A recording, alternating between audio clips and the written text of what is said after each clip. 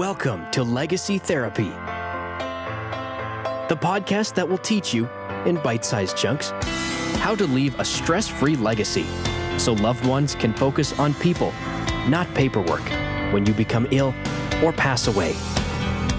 Here is your host and financial advocate, Stacey Golden-Lisnock. Hello and welcome to the fourth episode of Legacy Therapy, Planning Techniques for a Stress-Free Legacy. And this is Stacey Golden-Lisnock, your host.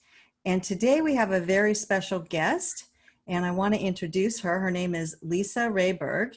She's the president of Rehburg Life Insurance Settlements, and that is a life insurance settlement broker. Some of you might not know about life insurance settlements, but you will after this episode, so hang on. Lisa has been in the health and life insurance industry for over 30 years, and she is energized by helping clients benefit from unwanted or unneeded life insurance policies. Rehburg Life Insurance Settlements represents clients to maximize the value of their policy, and she holds a Bachelor of Arts degree in finance and a Master of Arts degree in organizational development. Her phone number, if you would like to reach her, and we'll put these in the notes for the show notes, 714-349-7981.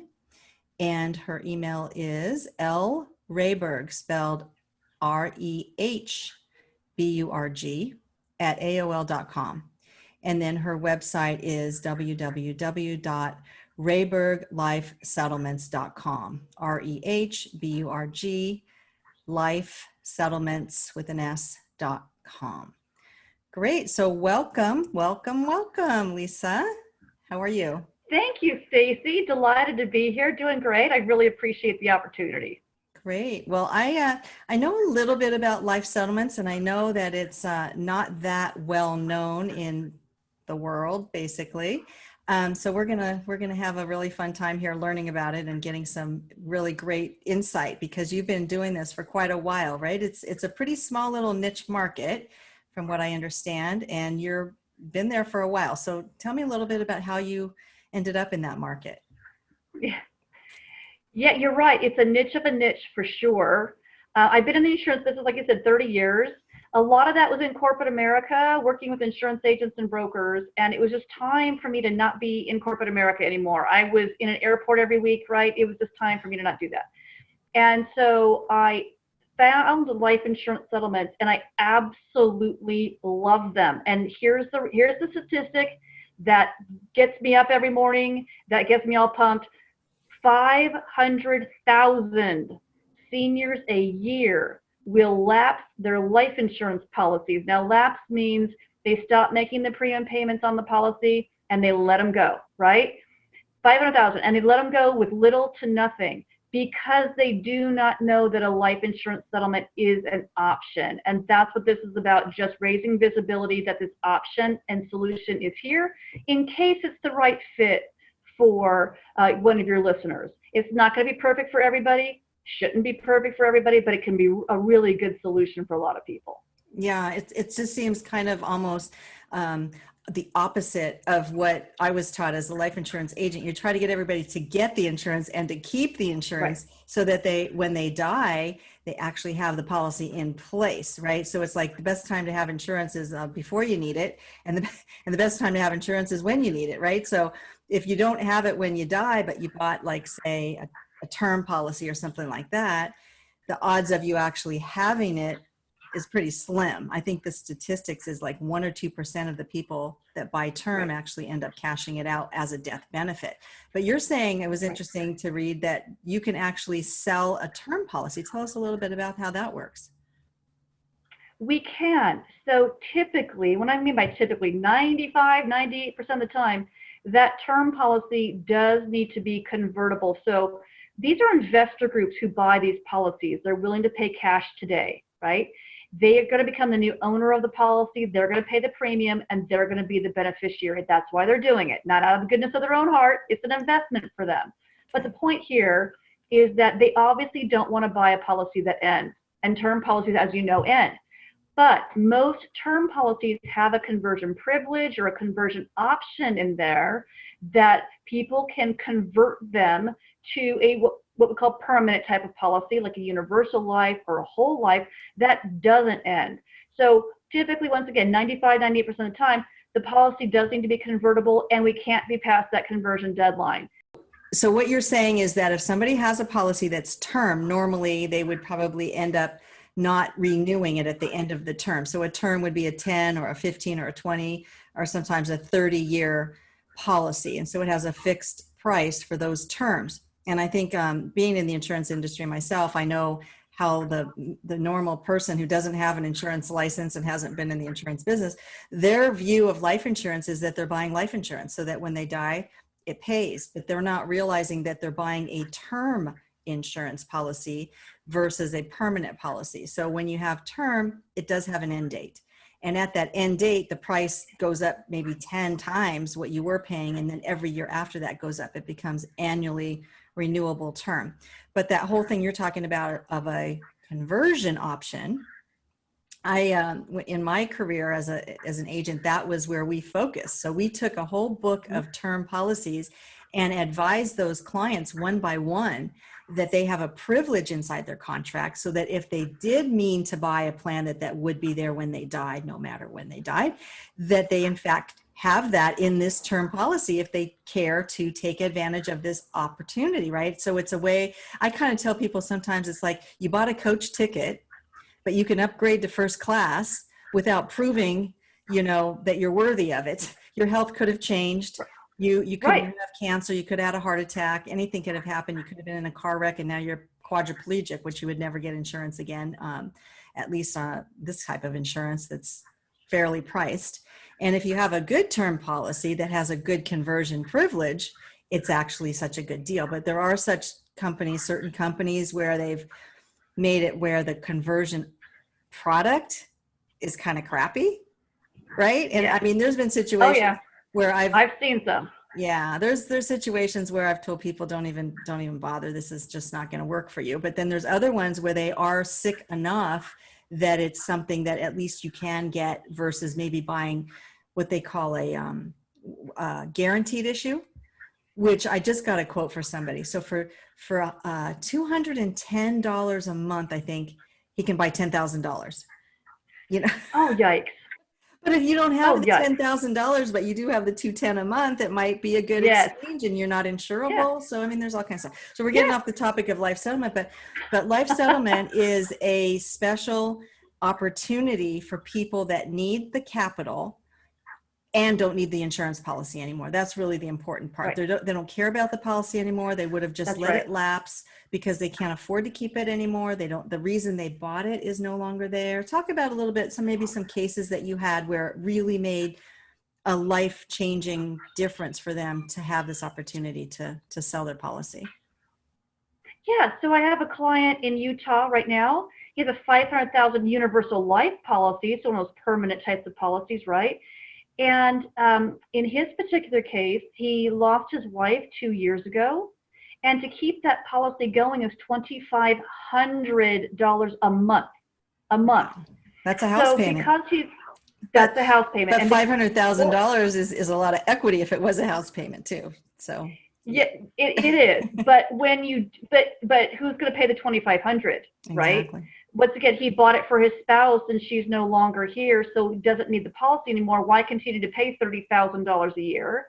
Right. And we were able to get him an offer of $120,000. So not only did he save the $30,000, there's some money in his pocket.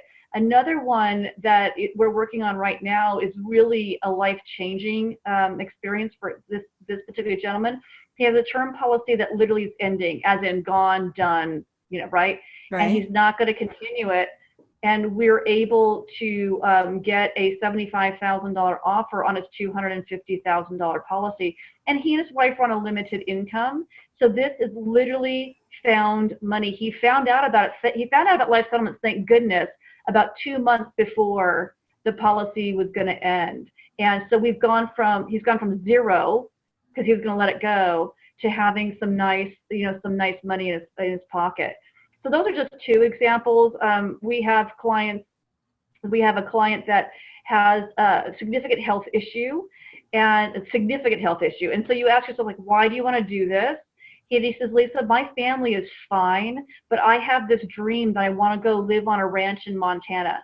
So if I can sell my policy for a good amount of money where it lets me live out my dream for the next 5 or 10 years that I'm here, then that's what I want to do. And that's what we did. So there's obviously 500,000 different reasons why someone doesn't need their policy anymore every year, right? But and not all of those are going to be good candidates for life settlements, let's be clear. But the reality is it's typically people who, bought the policy to pay off the home in case something happens to somebody and the home is now paid off and they don't need it, don't want it, don't need it, or can't afford the policy anymore. Gonna let it go. Is there some kind of like minimum policy value that you're looking at? Like is 100,000 the minimum, or is it 250, or what? It used to be kind of high. Yes, it's 100,000 minimum. But even then we can go a little bit below that. So I sold an $85,000 policy. Gentleman was in his 80s and he just, didn't want it, right? Didn't want to afford it anymore. Didn't matter. We got an offer of $10,000 on it and he was thrilled. So point is, we can go below that, but unless someone has some pretty significant health challenges, there's just not going to be enough money in it for the client if we go a little bit below that. I mean, I've worked on $50,000 policies. I'm not saying that we can't work on anything below 100. We can. Yeah. But if someone says, hi, Lisa, I have a $50,000 policy and I'm healthy, there's just not going to be any money in it for the client. Right. Yeah. And you want it. Yeah. It's got to have money in it. That's for sure. So the legality of this whole thing, like when did this come about where you could actually sell like your insurance policy? How long has it been around? 1911. And people are like, what? Best kept secret, right? That's it. That's what? Yeah, so 1911, there was a Supreme Court decision called Grigsby versus Russell.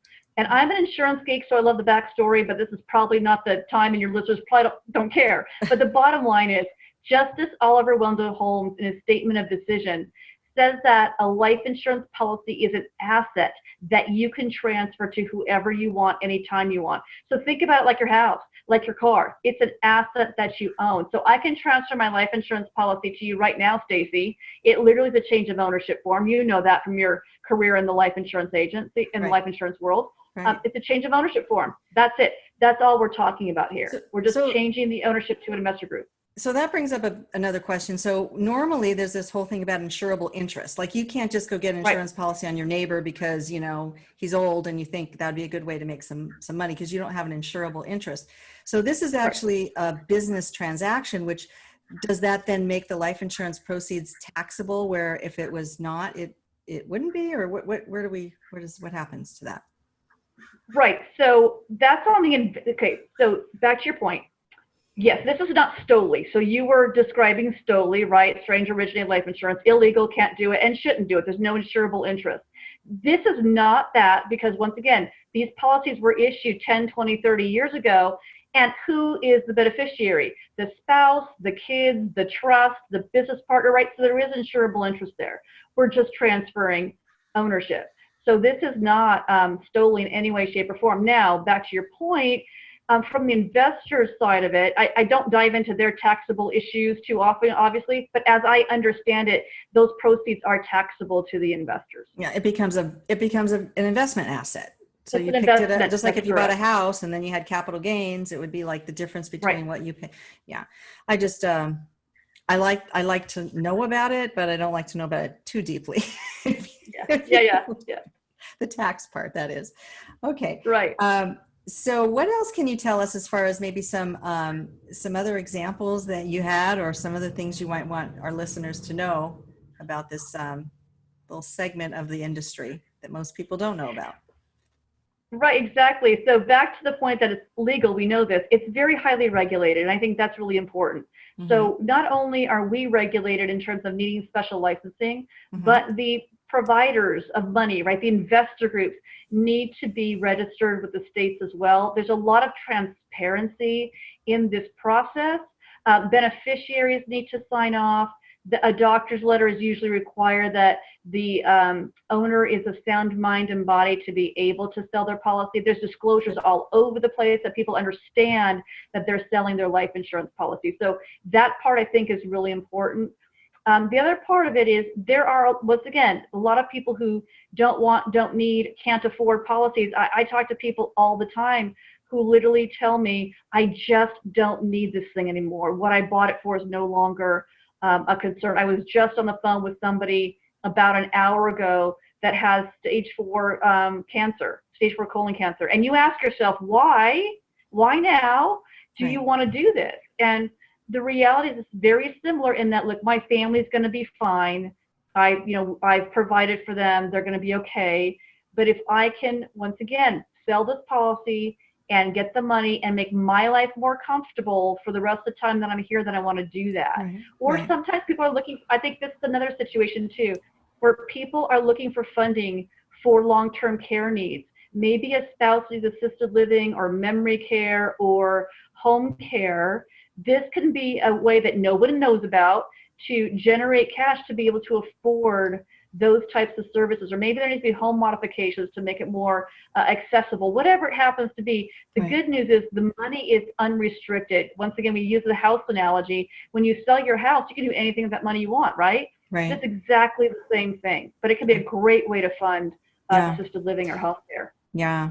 I have a quick story. As a financial advisor, insurance agent, I have a client and she's in her 80s and has some dementia or Alzheimer's, I'm not sure which one.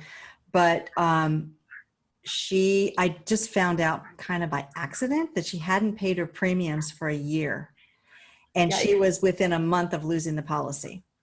And I got a hold of her and and this is before I knew you, Lisa, but it's the only life settlement deal that I actually did. And she would have just totally lost it, but she made $40,000. That's right. And it was like, I really felt like Santa Claus because I'm like, here, I just like, this is something that unbeknownst to you would have just gone away and you would have been none the wiser. She has Alzheimer's. And it was pretty easy. They actually had a bidding war on it because of her health condition and I think her life expectancy and so forth. But, people are surprisingly living a long time, even the ones that have like these shorter life expectancies. Sometimes they're living a quite a long time. The other thing that kind of comes up, I wanted to just say real quick, was sometimes people are afraid that, oh, now there's going to be a contract out of my life or something like that. Right? Now people want me dead. Right. Speak to that. Right. Yes. So that's why I wanted to make sure I brought up, but I'm glad you were more forthright than I was. I was being a little bit more delicate. But that's why I brought up these investor groups do need to register with the state. And please understand who these investors are. They are not your next door neighbor, because that's creepy. This is not who they are. Yeah, right? No. These investor groups are hedge funds, mutual funds, college endowment funds. The state of Michigan has $600 million invested in these. Warren Buffett's been investing in these for years. And the reason they do this, besides the returns, the bigger picture, it's a diversification tool for them. Sure. It's not tied to the stock market or world events or the price of oil or anything. So they'll take a small slice of their portfolio and invest them in these life insurance policies. So my point is, this is big institutional money, not your next door neighbor.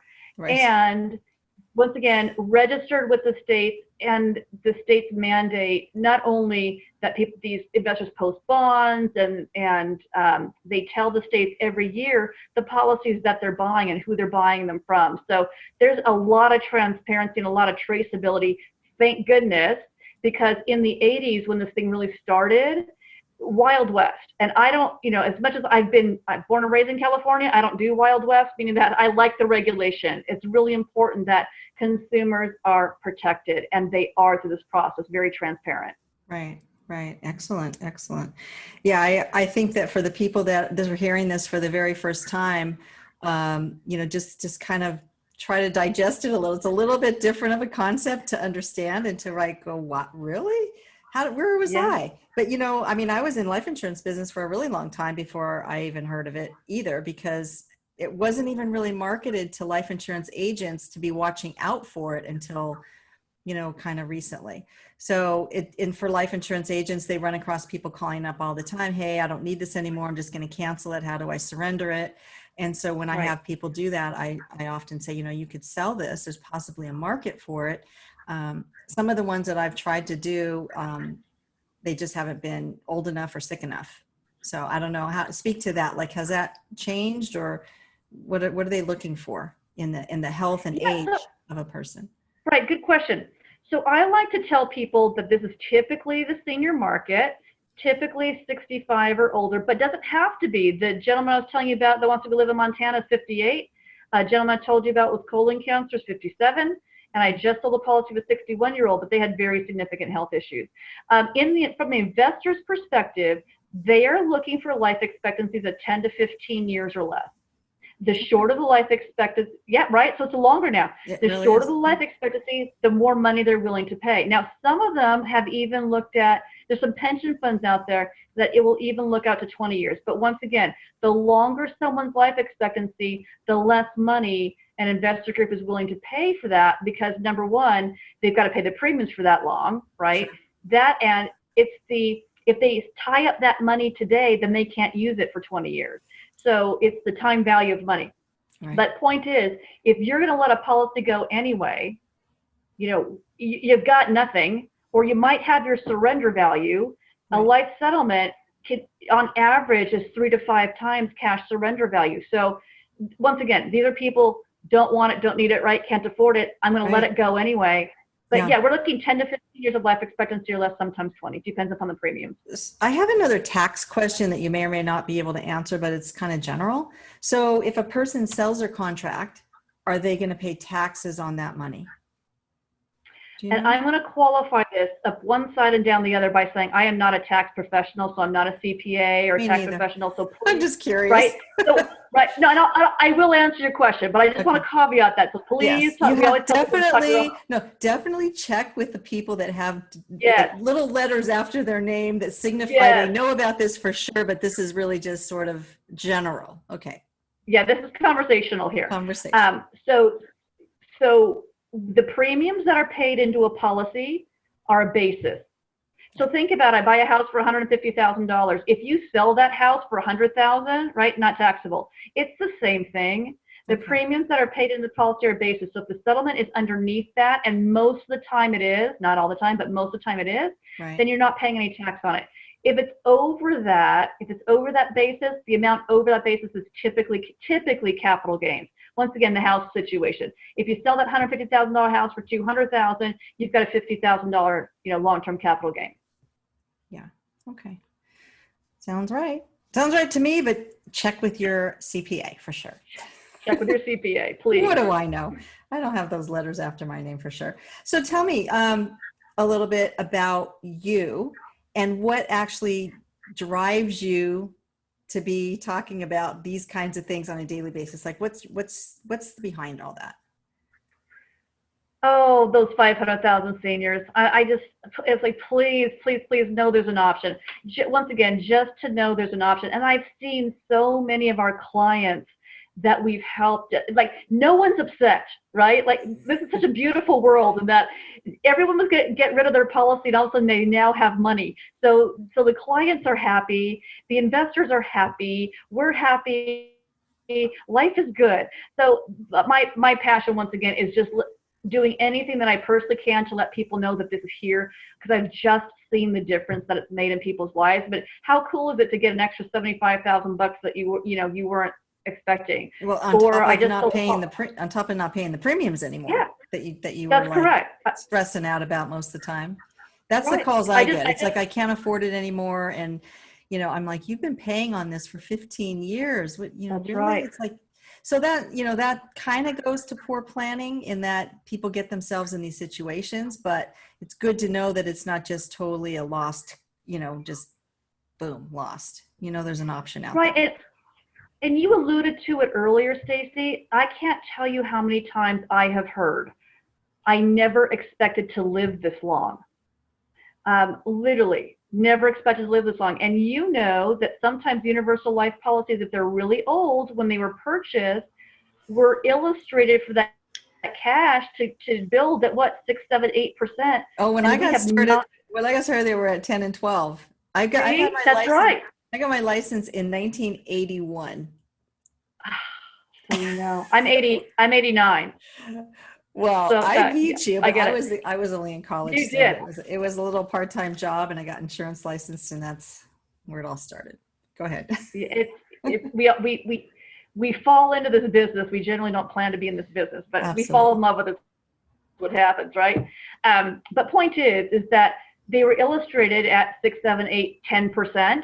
And Right. we haven't been in that interest rate environment for a long time. So those cash values that we're supposed to build at a certain level haven't. And once again, it's like my client in Utah, I'm 82. I never thought I'd live this long. And so Right. now there's no cash. It's been all chewed up by higher premiums. And Right. now they're going to have to put money in the policy to keep it going. And it just doesn't make any sense to do that. Right. Now, how does it work if, and I'm not sure if you have this feature, but if you want to keep some of the death benefit to go to the family, like you don't want to like necessarily give all of it up, but you can't afford to pay it anymore, that whole scenario. Yeah. So there's two ways to do it. If somebody has a term policy, what we can do is, I'll give an example. I have a client that has $1 million term policy. He wanted to maintain some death benefit. So he converted $250,000 of it for himself. And we're selling the other $750,000. Or I'm working with another client right now, has a $200,000 term policy, and he wants $25,000 for his family, right, for funeral expenses. So he's converting that $25,000. We are selling the other $175,000. But the other thing that can happen is what's called a retained death benefit. This does not happen a lot, but it's possible. Mm-hmm. If the offer is large enough on a policy, there may be a way to, instead of selling all of it for one lump sum of cash, reduce the amount of cash the client receives, but also retain a death benefit that basically the investor group maintains throughout the policy. And then when the client passes, that small death benefit would go to their beneficiary. Yeah. So there's a couple of ways to do it. Yeah, that's good to know. Okay, so if people want to get a hold of you or they want to get more information, what do you generally suggest? Whatever works for them, whatever's the easiest. So you mentioned my number before, it's 714 area code 349-7981. Or I still have my AOL account of 30 years. So LREH, B as in boy, UR, G as in George at AOL.com. So L Rehburg at AOL or RehburgLifeSettlements.com. We have a lot of information, blogs, articles. It's designed to be informational, Q&A section. However people want to get a hold of us, we are delighted. And we're delighted to be of service, and we're here to help.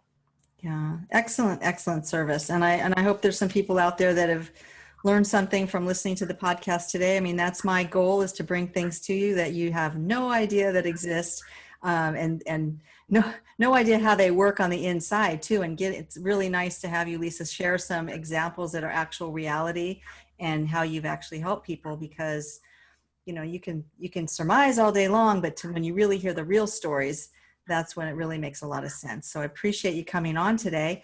And is there anything else that you want to say before we wrap up for today? Are you good? It's a pleasure to be here, Stacey. So thank you so much. Well, thank you for coming on. Thank you. And so I want to just wrap up today, and thank you all for listening. Want to mention again that my course, Got It Together, the emergency info file, is in progress. So if you want to be on the waiting list for that, on the website, there is a wait list section. So you go to gotittogethernow.com and you'll see all of that stuff there. So until next time, this is Stacey Golden-Lisnock, your financial advocate, signing off. Bye-bye.